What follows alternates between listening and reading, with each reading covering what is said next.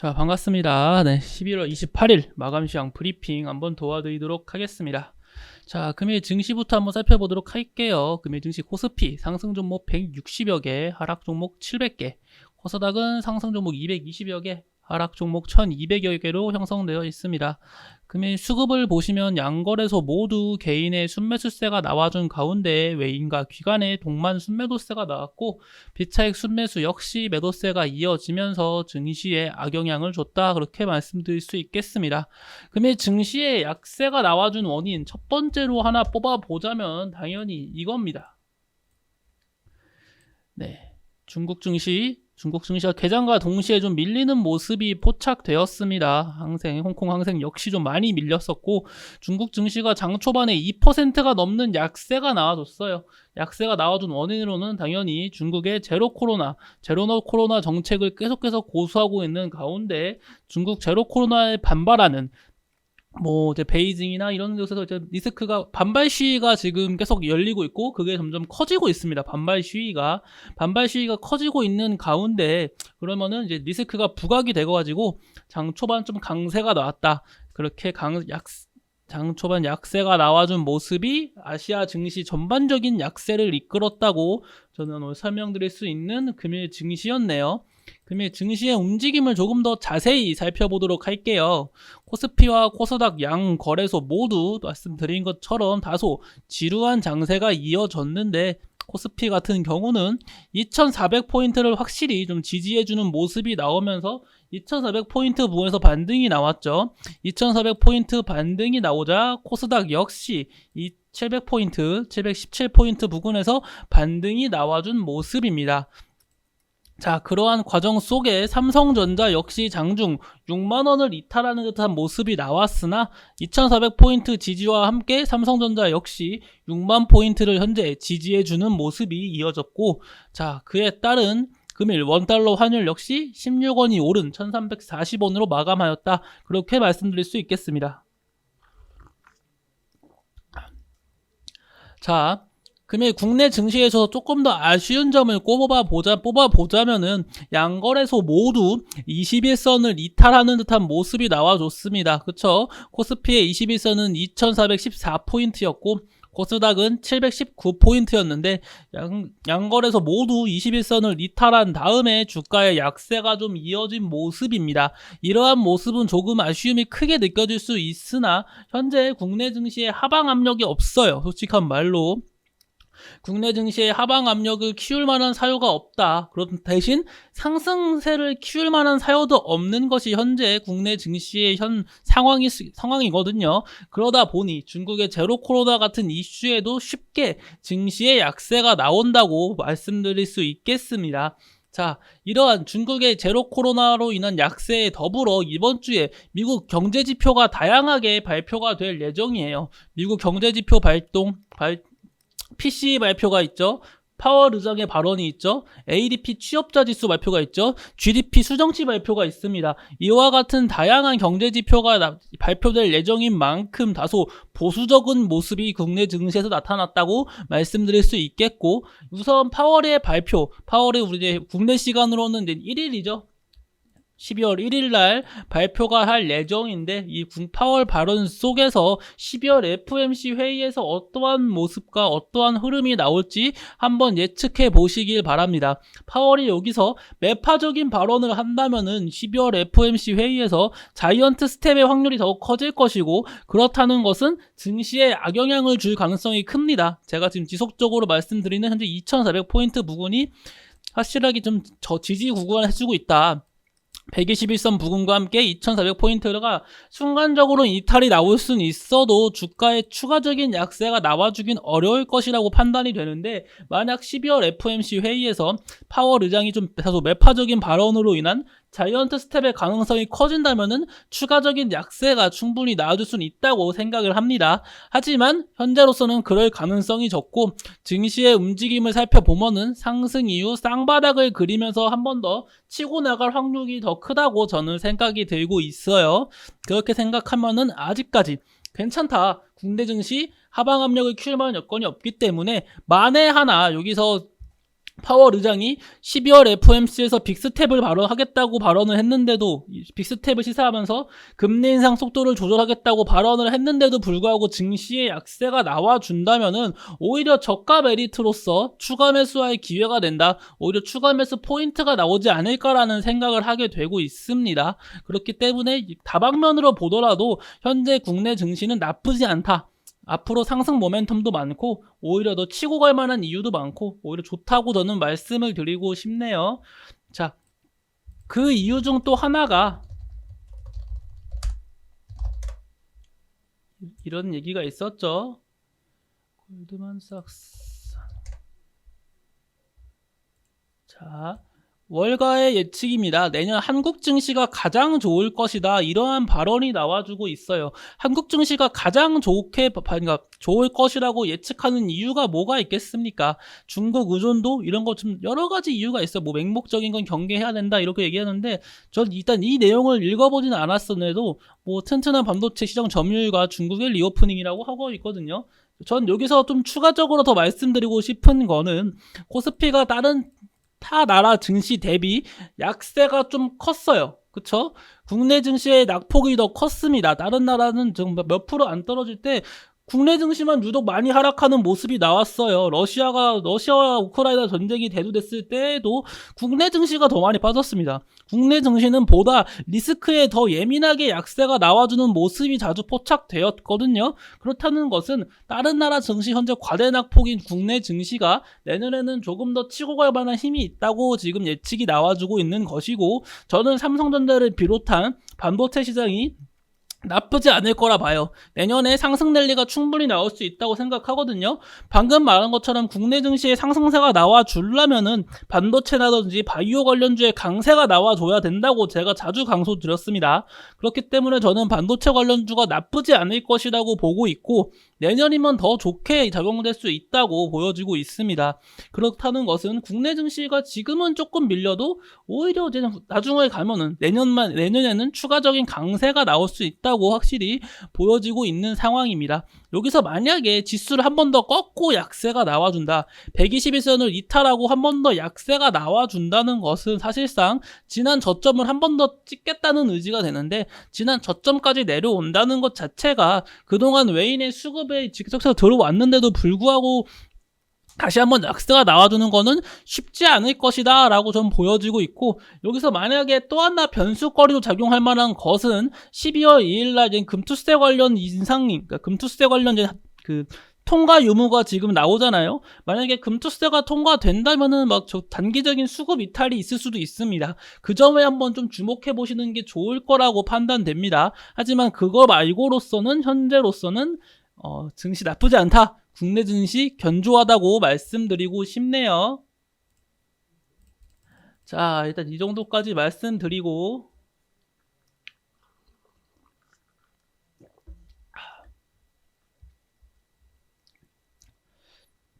자, 이제 금일 국내 증시에 어떤 얘기가 있었는지 한번 살펴보도록 하겠습니다. 어떤 특징이 있었나. 자, 오늘 금일 증시는 일단 시간의 거래에서 오를 수도 있긴 하는데 의료용 마리아나 합법화 켄터키도 내년부터 허용했다. 마리아나 관련 이슈는 뭐 지속적으로 가끔씩 나와주는 이슈죠. 화일약품을 비롯한 시간에 한번 볼까요?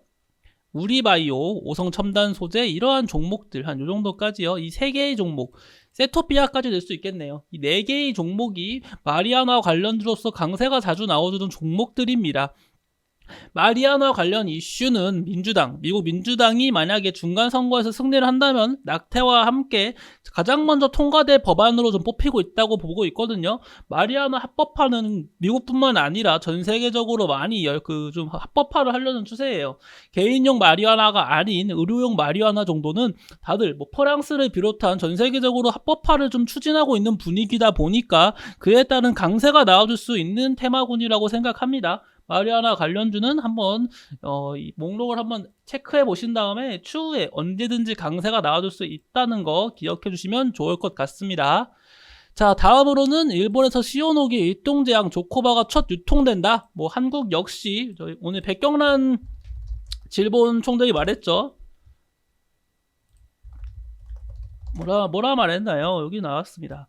백경란 청장 일동제약에 조코바 도입을 검토하고 있다, 이러한 얘기가 나오면서 일동제약과 일동홀딩스가 장중 좀 강세가 나와줬습니다. 하지만 제가 계속 말씀드리는 것처럼 저는 일동제약하고 일동홀딩스 매수하시는 거 권유드리지 않아요. 이미 일동 조코바 관련 이슈로 대시세가 한 번, 두 번, 지금 세 번째 나와주고 있거든요. 강세가 더 이상 나올 만한 힘이 없을 것 같습니다. 그것도 코로나19라는 다소 단물이 많이 빠진 재료 가지고 지금 상승세가 나와주는 거기 때문에 다소 매수하시는 것은 잠시 좀 자제하시는 것이 오히려 나을 수 있다고 저는 판단됩니다. 그래서 일동제약도 금액 강세가 나와준 건 좋으나 그렇게 썩 매수하시는 것 자체를 좀 많이 권유드리고 싶지는 않습니다. 그 점 기억해 주시고요. 자, 이거는 좀 하나 주목해 볼 만한 이슈예요. 금형이 상장 첫날 상한가 30%를 풀어준다고 합니다. 외국인 아이디도 폐지해 주고, 상장 첫날 원래 어떻게 움직이죠? 공모가 대비 공모가에서 마이너스 50%에서 플러스 100%까지, 즉 주가 공모가가 10,000원이었으면은 시초가는 5,000원이거나 20,000원으로 시작할 수 있는 거고, 그 시초가에서 다시 30%니까 26,000원까지 오를 수 있는 거고, 여기는 5,000원이니까 6,500원까지 오를 수 있는 겁니다. 이렇게 형성되어 있는 건데, 이 상장 첫날에는 상한가에 대한 그 30%를 폐지시켜 준다고 하니까 상장 첫날엔 다소 움직임이 더욱 심해질 수가 있어요. 제가 자주 강조드리는 말씀이 있죠. 상장 첫날엔 웬만하면 매수하지 말라고 좀 강조를 많이 드렸습니다. 기억하시죠? 상장 첫날에는 변동성이 워낙 크기 때문에 리스크가 너무 크다, 그래서 매수하시는 것을 권유드리지 않는다고 말씀을 드렸는데, 만약에 이러한 법이 정말 통과가 된다면 전 더더욱 상장 첫날에는 매수를 권장드리지 않을 거예요. 그거에 따른 리스크가 훨씬 더 커지기 때문이죠. 주의하셔야 됩니다. 이러한 이슈가 단타를 좋아하시는 분께서는 오히려 더 좋을 수가 있어요. 과거에는, 자, 이거에 대해서 제 얘기 하나 더 말씀드리면은, 이 종목이 정말 좋은 종목이면은 더블을 치고 100%의 상승세가 나와주고 상한가까지 가기 때문에 보통 더블의 상에서 따상이라는 말을 많이 쓰긴 합니다. 근데 그렇게 강세가 나와주는 종목은 보통 더블을 기본적으로 가는데, 이런 식으로 상한가 제한이 풀리면은 더블을 못 가서, 보통 더블을 못 가면은 시초가에 많은 사람들이 텁니다. 원래 보통 상장 종목은 시초가에 많은 이들 매도하는데, 더블을 못 가면 아마 더더욱 많이 시초가에 매도를 할 거예요. 대표적인 예가 LG에너지 솔루션을 예를 들어드릴게요. LG에너지 솔루션을 예로 들어드리자면은, 자, 때가 언제죠? 1월 27일. 자, LG 엔솔이 더블을 못 갔습니다. 근데 물론 LG 엔솔 같은 경우는 60만원이 더블인데 더블을 못 갔고, 워낙 이 종목은 정말 옆집 할아버지, 옆집 할머니도 다 산다는 종목으로 유명해가지고 엄청나게 IPO가, 이 공모주가 엄청나게 지금 많이 몰렸었는데 수요 예측도 엄청났었죠. 거품이 있긴 했지만 일경이 넘는다는 말도 있었고요. 아무튼 장 시작과 동시에 거의 다 이렇게 매도를 합니다. 그쵸? 이러한 모습이 좀 자주 나올 것인데, 요즘은 원래였으면 더블이 못했으니까 장 초반에 이 주식은 더 빠질 가능성이 크다라는 리스크 속에 매도를 할 거란 말이에요. 하지만 이제는 더블을 못 간 다음에 상한가 제한이 많이 풀린다고 하니까 추가적인 강세가 나와줄 수가 있다. 그래서 오히려 더 신규 상장주는 매수하기가 더욱더 어려워졌을 것이다, 그렇게 말씀드리고 싶네요.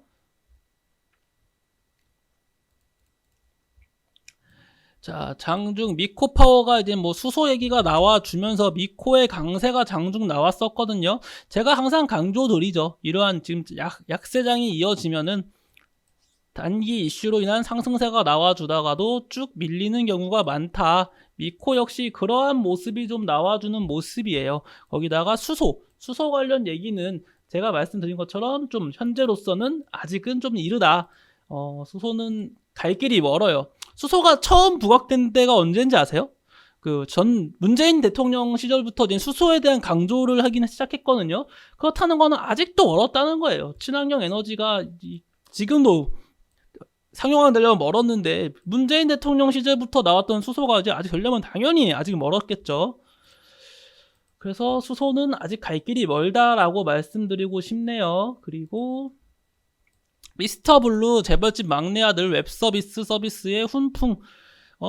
최근 재벌집 막내 아들 관련주가 강세가 좀 많이 나왔었습니다. 뭐 레몽레인은 지금 최근 주가에 조정이 나왔었는데도 불구하고 레몽레인을 필두로 한 OTT 관련주들의 강세가 좀 많이 나와준 모습이죠. 레몽레인은 제가 말씀드렸죠. 5일 평균선 부근까지는 하락이 나올 거다 결국에는. 그래서 5일 평균선 부근에서 어떻게 들어와야 되는지 봐야 된다. 아마 추가적인 강세가 나오더라도 5일 평균선 부분은 찍고 강세가 나와줄 것이다. 이렇게 말씀을 드렸어요. 좀 지켜봐야 될 것 같습니다.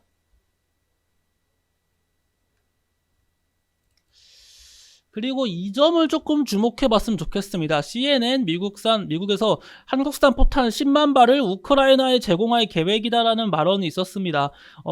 한국은 지금까지 우크라이나에 인도적인 지원밖에 하지 않았어요. 군사적 물품 같은 거는 지원을 하지 않았단 말이에요. 군사 물품을 지원하려고 하려는 움직임이 보인다고 하니까 뭐 푸틴이 한국 너네 정말 만약에 우크라이나한테 지금 군사 물품 지원하면은 우리와 너와의 그 외교는 끝장이야 이런 식으로 푸틴이 정말 대한민국을 딱 찍어가지고 한마디 했었고, 그러니까 국내에서 반응은 야 우리는 우크라이나에 지원 무기 해줄 생각 없어, 우린 인도적인 차원으로 군수 물품만 지원해 줄 거야 이런 식으로 반론을 했단 말이에요. 그런데 지금 한국이 미국에서 포탄을 수출했습니다. 포탄 수출했고 그 미국에서 포탄 수출한 거를 미국은 우크라이나한테 지원하려고 해요. 결국은 이제 한번 돌려가는 거죠. 한국에서 우크라이나로 바로 줄 수 없으니까 한국에서 미국을 거친 다음에 미국에서 우크라이나로 거치겠다 이런 식의 지금 심산으로 보여지고 있는데,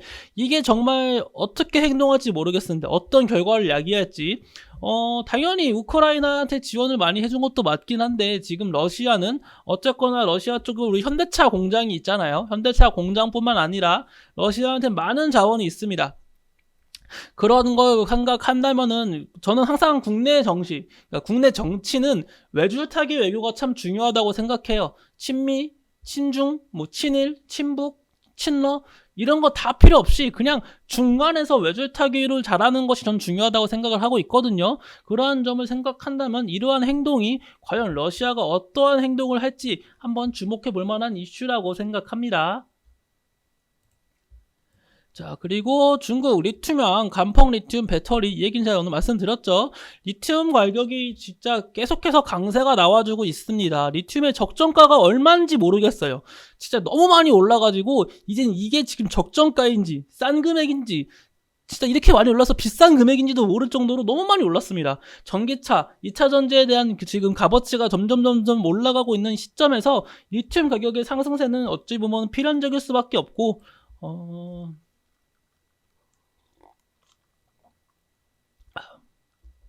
이 얘기를